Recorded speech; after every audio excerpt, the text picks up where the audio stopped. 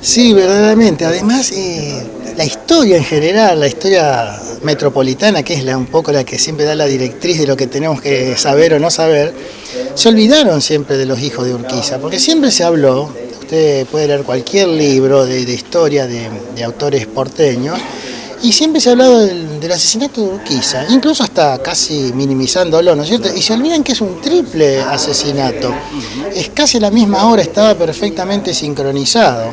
Así que mientras asaltaban el Palacio San José, en Concordia asesinaban en forma simultánea y además ni siquiera le dieron la posibilidad a Gualdino y a Justo José del Carmen que se defendieran. O sea, uno estaba con su familia, con su hijo, caso de Gualdino, y a Carmelo, le decían, más conocido como Carmelo, también lo emboscaron, lo llamaron a un hotel y lo emboscaron y bueno, fue una cosa así. Y lo mataron así apuñalado y tiraron el cadáver al río, que se encontró después de mucho tiempo. Así que, por un lado el crimen o los crímenes, y por otro lado, lo que viene después, lo que se desata para la provincia. O sea, Entre Ríos entra en una decadencia absoluta, después de todo el esplendor que tuvo durante toda la era urquicista. Desde 1870 en adelante, Entre Ríos desaparece de la escena, carece de entidad y de importancia. ¿Fue el detonante la llegada, la presencia, la visita de Sarmiento al Palacio San José que exacerba los ánimos y es el desencadenante para que López Jordán, justamente cometa los crímenes? Yo no lo diría en plural. Voy a hacer la primera corrección. Es decir, en él sí, en la persona de él sí se produce el detonante, no hay duda. Pero, como hoy en esta misma charla voy a demostrar, no hay tampoco un movimiento popular anti-Urquiza por el tema de Sarmiento. No lo hay porque en la partida que asalta San José había un solo entrerriano. El resto eran correntinos y uruguayos y cordobeses. Y es más, el único entrerriano se llamaba Mosqueira y no vivía en Entre Ríos sino vivía en Córdoba. Y vino por cuestiones estrictamente personales. Entonces, cuando el jordanismo quiere disfrazar esta realidad, la gente estaba acostumbrada a Urquiza.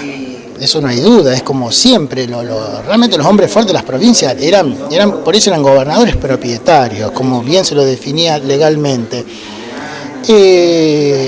Obviamente siempre hay círculos díscolos, pero círculos políticos. O sea, no estamos en una época de la gran participación popular. Eso es una cosa muy del siglo XX. Entonces, en ese momento sí, por supuesto, cae mal en ciertos sectores, no hay duda la visita a Sarmiento. Pero, como yo siempre digo, nada justifica un crimen a un gobernador constitucional. A partir de ahí también otro disparador, el gobierno ilegal de López Jordán. Bueno, precisamente, hoy voy a enunciar los 4 o 5 artículos que se violan de la Constitución provincial y de la Constitución nacional. El jordanismo ha querido siempre engañar a la sociedad diciendo que defendían la autonomía provincial. Pero no es que acá se vivía pacíficamente y un día a Sarmiento se le ocurrió invadir Entre Ríos, no es así. Se genera justamente por el triple crimen y por asaltar el poder después del crimen.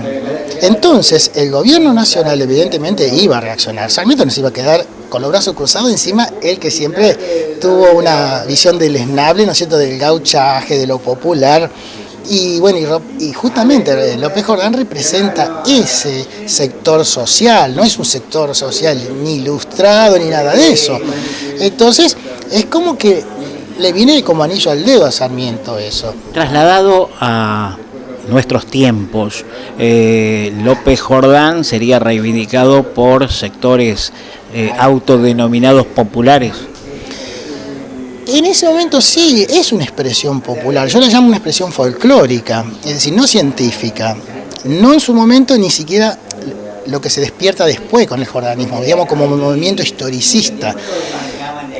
Bueno, el mayor exponente sabemos que es Fermín Chávez, pero aún así tiene altos contenidos de lo folclórico, la leyenda, lo emotivo, lo épico, lo romántico. Es una novela. una novela, no se ajustan a la legalidad, que es justamente la característica de López Jordán, que no comprende el momento histórico en que se encontraba. Él ya estaba perimido, el sistema que él quería de alguna manera defender o imponer, en el caso que tuviera algo de ideología, fue una cuestión de utilización de la fuerza y la violencia bajo el imperio de la Constitución. Ya no era posible. Y menos querer enfrentar al gobierno nacional con 9.000 lanceros. Hablo del primer levantamiento, porque los demás no lo siguió nadie, en el segundo y en el tercero prácticamente peleó solo. Pero eso es lo que no comprende el jordanismo, que es como Felipe Varela o el Chacho Peñalosa. No tenían entidad ni capacidad militar, ni de ninguna índole, ni económica, para poder llevar adelante esos ideales que tenían. Una última pregunta. ¿Sigue vigente la división en la provincia de Entre Ríos, la costa del Paraná, de alguna manera jordanista, y la costa del Uruguay urquicista? No sé si están así, pero que la división existe, sí. No sé si es una división territorial, ¿no es cierto? Porque, por ejemplo, Gualeguay fue un reducto muy importante del jordanismo, ¿no es cierto? Ahora, habría que hacer indagar un poquito, ¿no es cierto? Buscar y hacer un poco de estadísticas actuales, pero que es como las brujas, que las hay. Es decir, la división existe, pasa que hoy se mezcla mucho la política actual con la historia. Yo soy enemigo de esas mezclas. La historia es una ciencia pura, no se puede mezclar con la política. Es como el trabajo que hizo Maquiavelo, de depurar, hizo una ciencia, ¿no es cierto?, de la política, de que le quitó los elementos que contaminaban la política. Bueno, nosotros tenemos que hacer lo mismo con la historia. La historia tiene que ser pura, no con la política. Entonces se mezcla ideología, rosismo, peronismo, jordanismo. Bueno, la Biblia y el calefón. Doctor, muchas gracias, muy amable. Gracias a ustedes, muy amables. El 11 de abril de 1870, una partida de hombres armados irrumpió en los patios de la residencia San José, propiedad del general Urquiza, gobernador constitucional de Entre Ríos, al grito de "muere el tirano, viva el general López Jordán". Urquiza se encontraba allí acompañado de su esposa, de varias de sus hijas y algunos colaboradores. En ese momento de otoño se encontraba hablando con su secretario. Al advertir que la gritería y los disparos anunciaban un atentado contra su persona y su familia, corrió hasta el cuarto de costura de su esposa, contiguo al dormitorio, donde se accedía a la torre, donde existían armas adecuadas para una defensa. Y tomando un rifle enfrentó, como no podía ser de otra manera, a los asaltantes. El disparo del capitán general rozó el bigote de uno de los bandoleros e hirió en el hombro a otro de ellos. El Pardo Luna le dispara a Urquiza un pistoletazo que le penetra en la nariz y en la boca. El general cae al suelo gravemente herido y entre los brazos de una de sus hijas que lo sostenía, el oriental Nicomedes Coronel le hace estas 5 puñaladas. Ese mismo día y casi a la misma hora en Concordia eran también salvajemente ultimados los hijos del general Justo José del Carmen, más conocido como Carmelo, y Gualdino, jefe político uno y comandante militar el otro. Ambos hermanos fueron atacados cuando estaban con sus respectivas familias y fueron ejecutados cobardemente y sin darles posibilidad de defenderse. De esta forma infame, comenta un historiador, comenzó Ricardo López Jordán su primera revolución.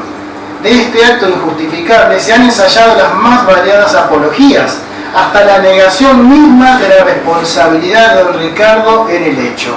No obstante, cabe preguntarse por las motivaciones que López Jordán tuvo para ordenar la muerte de Urquiza, mientras se escondía en la estancia de Arroyo Grande, que dicho sea de paso le fue obsequiada por Urquiza. López Jordán se la quiso comprar y el general se la obsequió. Si la justificación era que el tirano Urquiza se había vendido a los porteños, ¿era necesario llegar al extremo de matar a un gobernador constitucional? ¿No era costumbre de la época enfrentarse en un campo de batalla?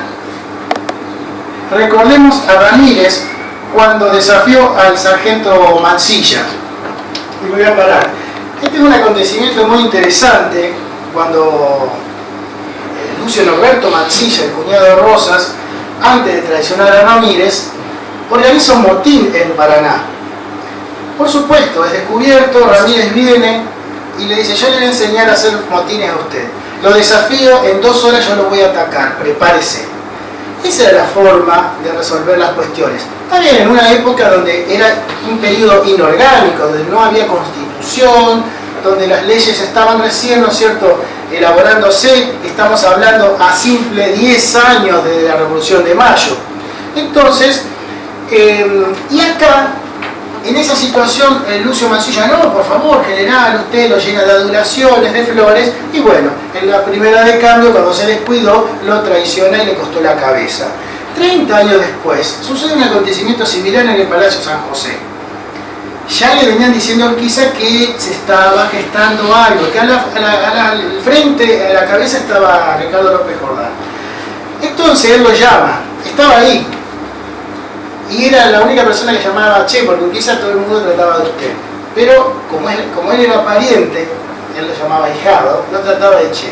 ¿Qué es eso que andan diciendo que vos estás planeando una revolución?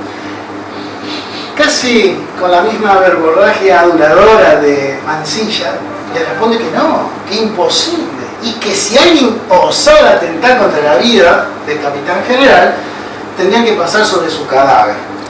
Bueno, ni Mansilla ni López Jordán cumplieron ese amor que expresaron a sus jefes. Prosigo entonces.